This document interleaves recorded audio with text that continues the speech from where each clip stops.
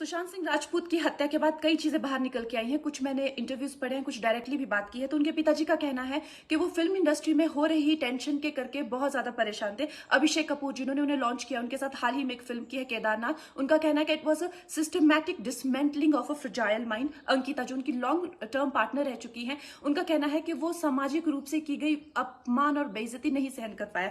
तो अब मैं आपको बताऊंगी कि मूवी माफिया ने ना कि सिर्फ उनको बैन किया था, सिस्टमैटिक डिसमेंटलिंग, कैसे कतरा कतरा करके उनका दिमाग तोड़ा गया है, उनको मारा गया है। तो ब्लाइंड आइटम आप इसलिए लिखते हैं क्योंकि आप जब झूठ लिखना होता है, आपको के अगेंस्ट कोई लीगल एक्शन नहीं लिया सकता, क्योंकि आपका तो नाम ही नहीं लिखा, मगर उसकी जो डिस्क्रिप्शन होती है, जैसे मेरे बारे में लिखा जाएगा कि जिस लड़की के घुंघराले बाल हैं, जिसको नेशनल अवार्ड मिला हुआ है, साइकोटिक है, इस तरह से जो कि मनाली से डिस्क्रिप्शन पूरी दी जाएगी, मगर नाम नहीं लिखा जाएगा।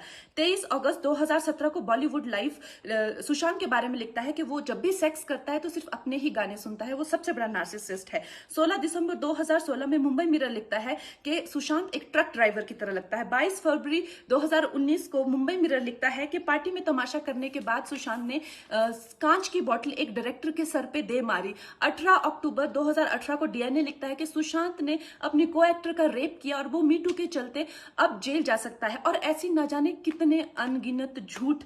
और ये जो बुद्धिजीवी जर्नलिस्ट हैं, ये जो चील कौए गिद्ध हैं जो मूवी माफिया के पाले हुए हैं, ये इसको मेंटल इमोशनल साइकोलॉजिकल लिंचिंग को जर्नलिज्म कहते हैं। मेरे बारे में आज तक जो भी कहा गया मैंने कुछ नहीं कहा, लेकिन जब एक स्वतंत्रता सेनानी के खिलाफ गंदगी लिखी गई, मैंने उस जर्नलिस्ट को कॉन्फ्रंट किया। आपको पता है उसी रात 4 सीनियर जर्नलिस्ट ने मेरे खिलाफ एक गिल्ड बनाई।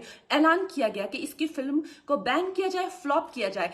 आपको पता 3000 जर्नलिस्ट गैंग अप होते हैं एक अकेली लड़की पर, उसकी इमोशनल लिंचिंग करते हैं सरेआम, और ये समाज कुछ नहीं कहता, कानून कुछ नहीं कहता है। मैंने उन पे केस करने की कोशिश की, मगर 1 महीने बाद वो गायब हो गई। मेरी फिल्म रिलीज हुई, गायब हो गई।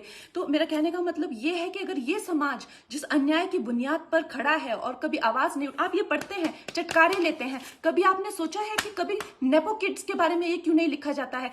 तो ये अन्याय का फंदा किसी दिन आपके बच्चों के गले में लटका मिलेगा, आपके गले में लटका मिलेगा। इसलिए जब तालियां बजेगी और सीटियां बजेगी, तब आपको पता चलेगा कि क्या गुजरती होगी।